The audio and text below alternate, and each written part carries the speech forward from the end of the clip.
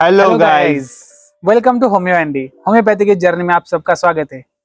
ये है मेरे दोस्त डॉक्टर अबरार और आज हम इनके साथ जानेंगे चाइना के बारे में। चाइना यानी सिंकोना ऑफिशियलिस। जी हाँ, इसी ड्रग के बारे में आज हम इस वीडियो में जानेंगे। तो दोस्तों, जैसे कि हमें पता है एक एप्पल गिरने से न्यूटन ने ग्रेविटेशनल फोर्स को डिस्कवर किया था, वैसे ही क्या आप जानते हैं होम्योपैथी की डिस्कवरी कैसे हुई?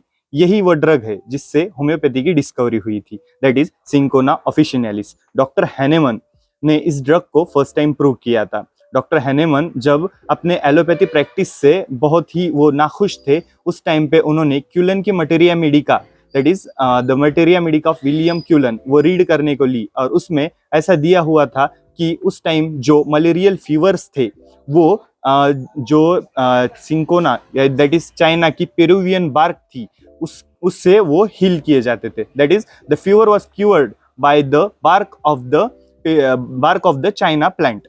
तो हैनेमन ने जब इस क्यूलेन की मटेरिया मेडिका को रीड किया तो the reason of curing the fever by the bark of the cinchona was given that the bark was bitter, so the bark was able to cure the fever. हाँ, China में ये भी सबसे main है कि China में कड़वाहट सबसे ज्यादा मेन है। चाइना कड़वा रहता है। जैसे ही हैनेमन में भी कहा था कि चाइना में उनको जो कड़वाहट थी उसके वजह से उनको लगा कि मलेरिया उनका था वो ठीक हो गया। वैसे ही है जैसे कि चाइना में उनकी फैमिली भी है, चाइना की रूबिएसी फैमिली है। और इस चाइना की जो रूबिएसी फैमिली है उसकी खासियत जो ये है कि इस चाइना में एक क्विनिन नाम का अल्कोलाइड्स रहता है और अदर भी अल्कोलाइड्स रहते हैं। इन क्विनिन नाम के अल्कोलाइड से जो है मलेरियल फीवर जो है वो क्योर हुई थी। इसकी वजह से हैनेमन को लगा कि यही जो है जो सिमिलिया सिमिलिबस क्यूरेंटा, इसी प्रॉपर्टी की वजह से उन्हें लगा कि चाइना जो है मलेरिया को क्योर कर सकता है। और आगे का ये बताएंगे। तो चाइना में एक मेन जो चीज है वो है ailments due to loss of vital fluid. अब वाइटल्स क्या होते हैं? वाइटल ये हमको आनंद बताएंगे। वाइटल यानी ऐसी कौन सी भी चीज जो इंसान के लिए सबसे बेहद जरूरी रहती है। जैसे कि आज के जमाने में अपने लिए सबसे ज्यादा जरूरत क्या है? पैसा। पैसा किससे मिलता है? बिजनेस। तो पैसा, बिजनेस या किसी के लिए कोई अपने सगे का खोना यानी कि लॉस ऑफ लव वंस, ये भी आ सकता है वाइटल्स में। वाइटल्स यानी ऐसी चीज जो कि बहुत ही जरूरी है आदमी के जीने के लिए, इसे कहते हैं वाइटल्स। तो वाइटल्स के लॉस होने से क्या होता है? जो आदमी पहले बहुत हेल्दी था, यानी एक रोबस्ट आदमी, एक बहुत ही हेल्दी आदमी जब अपनी vitality that is vital fluid lose करता है तो वो कैसा होगा? ऑब्वियस है ना दोस्तों, वो कैसा होगा? एकदम वीक, डेबिलिटेटेड होगा। और जब ये वीकनेस और डेबिलिटी आती है वो आगे चल के प्रोग्रेस करती है इरिटेबिलिटी में। तो चाइना बिटरनेस के साथ ही एक इरिटेबल पर्सन भी होगा। तो उसके बाद जो है, और चाइना सबसे ज्यादा इरिटेबल हो गया तो फिर क्या होगा? अगर आदमी इरिटेबल हो गया तो वो क्या होता है? सेंसिटिव होता है। तो चाइना में सेंसिटिवनेस भी आता है। तो सेंसिटिविटी ये एक कीनोट है चाइना का। तो सेंसिटिविटी अब किस किस एंगल पे होगी? चाइना की सेंसिटिविटी इमोशनल होगी, चाइना की सेंसिटिविटी फिजिकल होगी, चाइना की सेंसिटिविटी एक टू ऑल एक्सटर्नल इंप्रेशंस होगी। जैसे कि थोड़ा नॉइज उसको बर्दाश्त नहीं होगा, थोड़ा टेस्ट चेंज उसको बर्दाश्त नहीं होगा। और ये सेंसिटिविटी उनके नेचर में भी आएगी, जैसे कि वो बहुत ही जल्दी गुस्सा हो जाएंगे और उनको थोड़ी थोड़ी चीजों पे ही गुस्सा आएगा। और उनके काम में भी उनको तकलीफ चलती नहीं। अगर काम कर रहा है, अगर मैंने उसको आवाज दिया अबरार अबरार, तो उसको उसकी बात पे भी गुस्सा आएगा। तो सेंसिटिव टू नॉइज भी आ सकते हैं ये। तो अब एक जो चाइना पर्सन है एक हेल्दी स्टेट में का, उस पर्सन को हम इमेजिन करते हैं। ये एक ऐसे पर्सन हो गए जो कि बहुत ही इंटेलिजेंस उनमें होता है। और यहाँ रुब्रिक्स आते हैं जैसे एक्टिविटी डिजायर्स, उनको काम करना पसंद होता है, वो हमेशा काम करते रहते हैं। और वो जो उनके डिजायर्स बहुत होते हैं, डिजायर्स अनअटेनेबल थिंग्स फॉर, वो building the Castle's in the air. इसका मतलब क्या बता सकते हैं आप Wendy? Building the Castle's in the air यानी आप ख्याली पुलाव भी बोल सकते हैं। या अगर जैसे हम बैठे हैं तो आदमी कुछ भी सोचता है, यार मैं ऐसा करूंगा वैसा करूंगा, यह भी आप उसमें ले सकते हैं।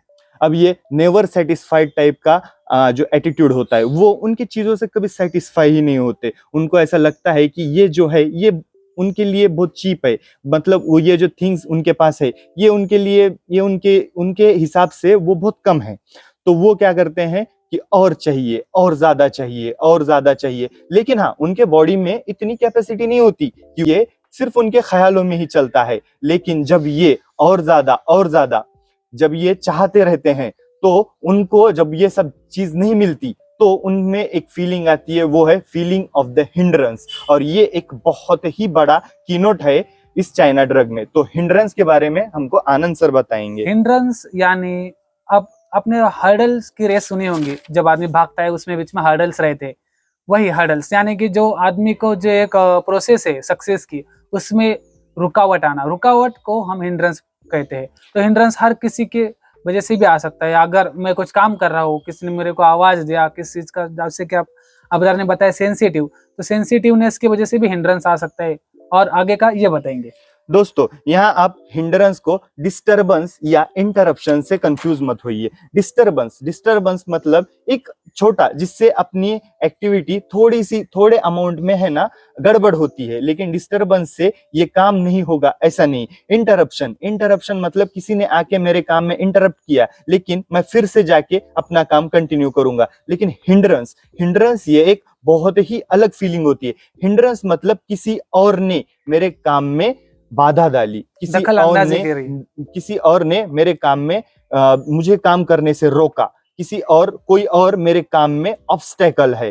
तो हिंड्रेंस के बहुत सारे रूब्रिक्स आपको चाइना में मिलेंगे। That is delusion, he is hindered everyone by. Delusion, he is hindered at work place. और ऐसे ही जो हिंड्रेंस के अलग अलग रूब्रिक है, उसके वजह से उनको लगता है कि वो इन लोगों की वजह से, इन दूसरे लोगों की वजह से वो कामयाब नहीं हो रहे हैं। लेकिन इन रियलिटी तो ये होता है कि वो खुद ही उतने कैपेबल नहीं होते कि जो उन्होंने उनके एयर कैसल्स उनके ड्रीम्स में बनाए होते हैं वो अटेन कर सकें। जैसे कि उनके इनडिफिनाइट डिजायर्स होते हैं, उनके आइडियाज बहुत डिपेंडेंट होते हैं, वो प्लान्स बहुत बनाते हैं, और उनको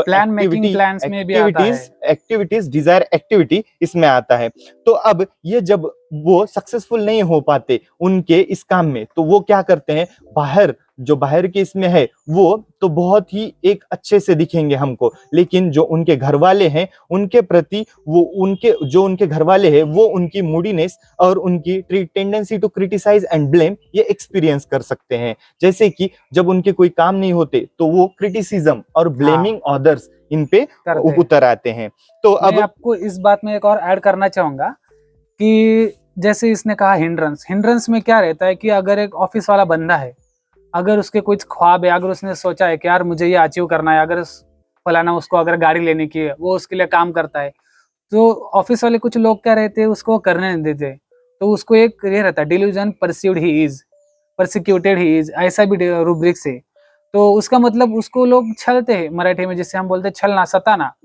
तो लोग उसे सताते हैं, उसके वजह से उसको लगता है यार मेरे काम नहीं हो रहा। डिल्यूजन टॉर्मेंटेड ही इज, लोग उसे यातना दे रहे हैं। हाँ। यातना भी एक है कि यार उसको कोई काम कर रहा है, जैसे कि अगर कोई आदमी शांत से काम कर रहा है तो आप कोई लाके जाके उसके तंग करेगा, उसको थोड़ा सा डांटेगा, कुछ भी, उसके क्या होगा, उसके काम में बाधाएं आएंगी, हिंड्रेंस आएगा। तो यही हिंड्रेंस है, और वो मेन है, बहुत ही ऑब्स्टिनेट होता है, तो लेके फिर उसके ऑब्स्टिनेसी को लेके वो काम करना छोड़ता नहीं है। हालांकि वो एबल नहीं होता है वो काम करने के लिए, लेकिन उसके जो एयर कैसल्स जो उसने उसके ख्वाब में बहुत ही बड़े बड़े चीज सोच लिए होते हैं, उनके पीछे भागता है। और लेकिन जब ये चीज उससे नहीं होती तो उसको ऐसा लगता है कि वो पीछे पड़ रहा है। Delusion, he is falling backward, इस नाम का एक रूब्रिक आता है। फिर उसके बाद वो उसकी जो फिजिकल पैथोलॉजीज हैं वो चालू होती हैं। फिजिकल पैथोलॉजीज और as well as mental level पे वो बहुत ज्यादा डिस्टर्ब हो जाता है। फिर उसके बाद इसमें एक सिंगल रेमेडी रूब्रिक है, इनकंसोलेबल इवन सुसाइड टू। मतलब हम उसे कभी समझा नहीं सकते कि तुम ये मत करो, ये तुम्हारे एबिलिटीज के बाहर है, वो करता ही रहेगा, वो वही करेगा। लेकिन ये रूब्रिक क्या था, इनकंसोलेबल इवन सुसाइड टू, लेकिन वो कवर्डाइज है, वो कवर्ड है, लेकिन इसीलिए वो सुसाइड नहीं करेगा।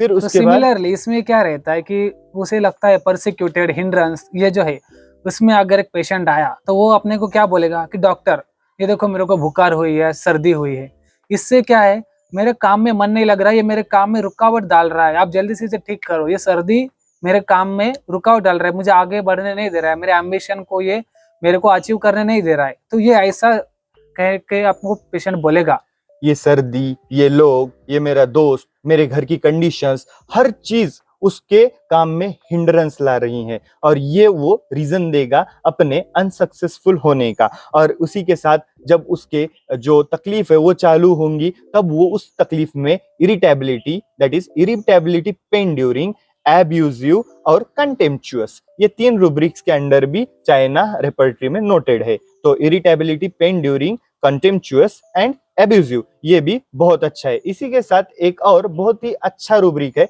Delusion doomed being. डूम मतलब वो ऐसा सोच लेता है कि कुछ तो गलत होने वाला है और वो कुछ भी करके उसे सीधा नहीं कर सकता। इसको हम जैसे कि कोई चीज वो पहले से ही सोच लेता है कि ये अब गलत होगी और ये अब कभी ठीक नहीं होगी, और उसी के टाइप से उसकी जो थिंकिंग है वो चलती रहती है। तो इसी के साथ ये जो चाइना है इसकी एक कंपैरेटिवली बहुत ही अच्छी जो ड्रग पिक्चर है वो हमने देख ली। उसके साथ एक है लैकोनिक नाम का रूब्रिक। लैकोनिक दैट इज एक आधी गोष्ट जब जो एक चीज बोलनी है उसमें कम से कम वर्ड्स यूज करना, दैट इज लैकोनिक। जब कोई लोग बात करते हैं और उनको एक आधी चीज एक्सप्लेन करनी होती है, तो ये जो लोग हैं वो बहुत ही कम जो वर्ड है वो यूज करते हैं। और उसके साथ एक और रूब्रिक है इर्रेटिक। क्या है इर्रेटिक आनंद सर? इरेटिक मतलब जो ऐसा रहता है, जो मराठी में उसे बोलते हैं लहरीवर बदलणारा। मतलब अगर किसने कोई भला उसके अगर मन में आया तो वो बदल जाएगा। जैसे उसने सोचा, अगर सोचा यार मैं ये करूंगा, तो फिर वो उसे करने लग जाएगा। ऐसे उसे कहते आप इरेटिक बोल सकते हैं।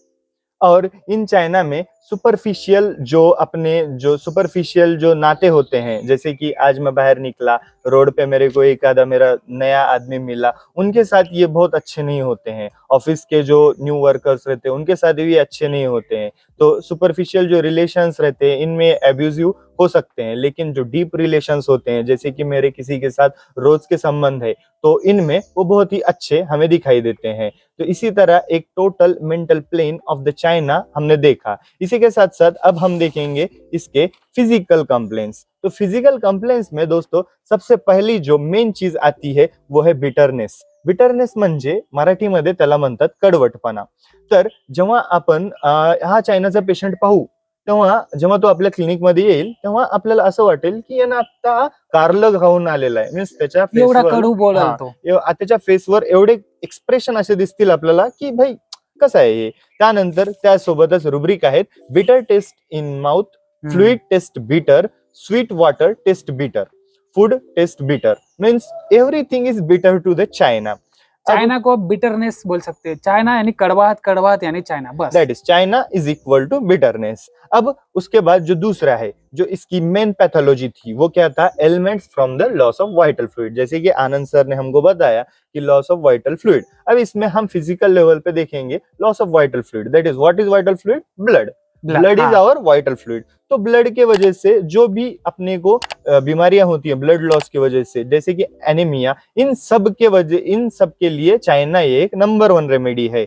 हाँ, और जैसे कि जब ट्विंस होते हैं, एक आधी मदर ट्विन प्रेग्नेंट है, ट्विंस होते हैं, जब मदर ट्विंस के वजह से डेबिलिटेट होती है तब भी चाइना एक नंबर 1 रेमेडी है। फिर उसके बाद ये जो चाइना है इसके लॉट ऑफ जो कंप्लेंट्स है वो पुअर डाइजेशन के वजह से हैं। तो चाइना के mental as well as physical complaints are due to poor digestion.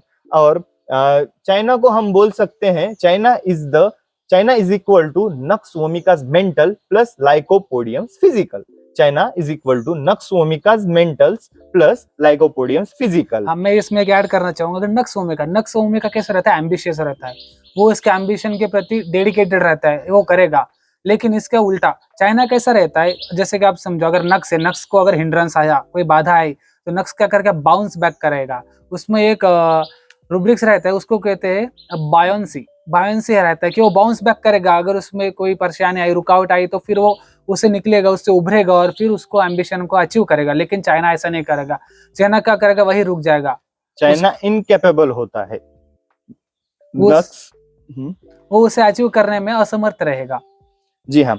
और चाइना इसी के साथ नाश trio of the flatulent drug में आता है। इसमें बाकी जो ड्रग्स हैं, एक है चाइना, दूसरा है लाइकोपोडियम और तीसरा है कार्बोवेज। इन सब में जो है तो वो जो गैस एक्यूमुलेशन होता है वो स्टमक के अलग अलग पार्ट में होता है, जैसे कि कार्बोवेज में अपर पार्ट में होगा, लाइकोपोडियम में लोअर पार्ट में होगा, लेकिन चाइना में whole abdomen will be bloated and it will be look like a balloon.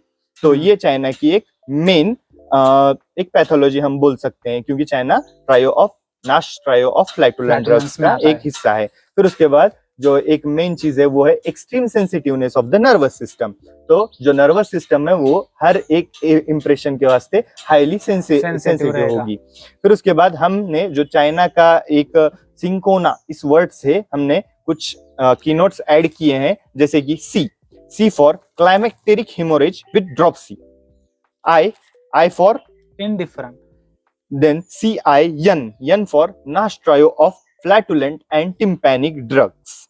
C for colic at certain hour each day. H for hemorrhagic diathesis. O for one hand is icy cold and another is warm.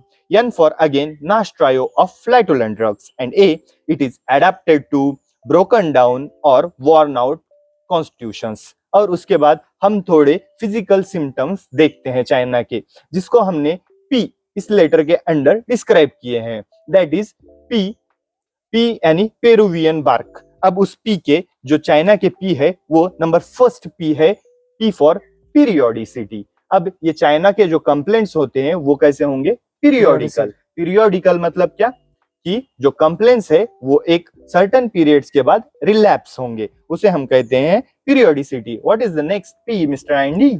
The next P is prostration. अब prostration मतलब क्या? थकवा या गलावट। तो अब ये थकवा किस चीज से होगा? क्योंकि चाइना में excessive loss of vital fluid है। What is the next P mister Anand? अगला पी है प्रोनाउंस्ड इरिटेबिलिटी। चिड़चिड़पना जास्ती असणार त्याच्यात। जैसे कि हमने पहले देखा था कि चाइना के अंदर जो उनके जो ड्रीम्स थे वो कंप्लीट नहीं होने की वजह से, हिंड्रेंस की वजह से उनके अंदर जो है इरिटेबिलिटी आएगी। What is next P? Next P है हमारा प्रोफ्यूज हेमोरेज। तो प्रोफ्यूज हेमोरेज जैसे कि हमने देखा चाइना में लॉस ऑफ ब्लड होता है, उसके वजह से इनके हेमोरेजेस बहुत ज्यादा होते हैं। फिर उसके बाद पी है painless nocturnal diarrhoea. It is the very good medicine for painless nocturnal diarrhea. Next P is pumped out constitution. That is pumped out constitution. We can say it worn out constitution. That is the whole man is worn out due to loss of the fluid, and the fluid means everything as you already know. Worn out यानी कि आप ऐसा कह सकते कि वो थक जाता है, थकावटपना, उसे भी आप worn out कह सकते। And the next P is pale Hippocratic face. अब ये पेल हिपोक्रेटिक फेस क्यों होगा? क्योंकि इसके बॉडी से पूरे वाइटल फ्लूइड लॉस हो चुके हैं, तो उसकी वजह से अब इसका जो चेहरा है वो पेल दिखेगा, एकदम अशक्त दिखेगा। ये इन मराठी यू कैन से अशक्त, ब्लड लॉस होने की वजह से। Then P for profound dropsy and the next P is paroxysm and dissipates. That we can हमने ये देखा है डिल्यूजन डूम्ड बीइंग, उसके जैसा ही ये है। क्या ये बोल सकते हैं हम? पैरोक्सिम एंटीसिपेट। मतलब इसको इसके कंप्लेंट्स कितनी देर के बाद आएंगे, कब आएंगे, ये 2-3 घंटे पहले ही पता चल जाता है कि मेरे कंप्लेंट अब रिलैप्स होंगे, अब आएंगे। इसको हम कहते हैं पैरोक्सिम एंटीसिपेट। इसी तरह से ये जो चाइना है इसके जो मेन थीम है उसमें हम सबसे पहले देख सकते हैं, एक सबसे जो पहला है कि ये सेंसिटिवनेस ज्यादा है चाइना की नोट है, हर चीज को सेंसिटिव है, थोड़े थोड़े एलिमेंट्स को है, एंगर इजीली आता है। दूसरा है हिंड्रेंस सबसे मेन है चाइना में, हिंड्रेंस बहुत ज्यादा है और हिंड्रेंस के रिलेटेड ही ये सब जो कंप्लेंट्स है वो है, और इसको इनकंसोलेबल है। हाँ। ये एक सिंगल रेमेडी रूब्रिक है कि इनको आप समझा नहीं सकते, और उसके बाद उसमें सुसाइडल टेंडेंसी रहती है, उसको लगता है कि यार मैं सुसाइड करूं, मेरे से कुछ अचीव नहीं हो रहा है, लेकिन वो कर नहीं सकता, डरता है, डरपोक है। और उसके बाद ये है बिटरनेस, जो भी बिटर टेस्ट के जो आएंगे हमारे क्लिनिक में सब बिटरनेस के रूब्रिक्स में नियरली चाइना नोटेड डाउन है। और एक और चीज जो है बाकी वो है painless profuse diarrhoea at night. वो भी बहुत ही अच्छा रूब्रिक है जिसके अंदर चाइना नोटिस है। तो इसी तरह से हमने एक कंप्लीट एक पिक्चर चाइना की आपको बताने की, आपके साथ डिस्कस करने की कोशिश की है। Hope you all guys like this. हाँ, अगर आपको ये वीडियो अच्छा लगा है तो हमारे चैनल होमियो एंडी को लाइक करिए, सब्सक्राइब कीजिए, और अगली कोई और रेमेडी अगर आपको चाहिए तो जरूर कमेंट करके हमें जरूर बताइए, हम एक और नया वीडियो बनाएंगे। Thank you guys.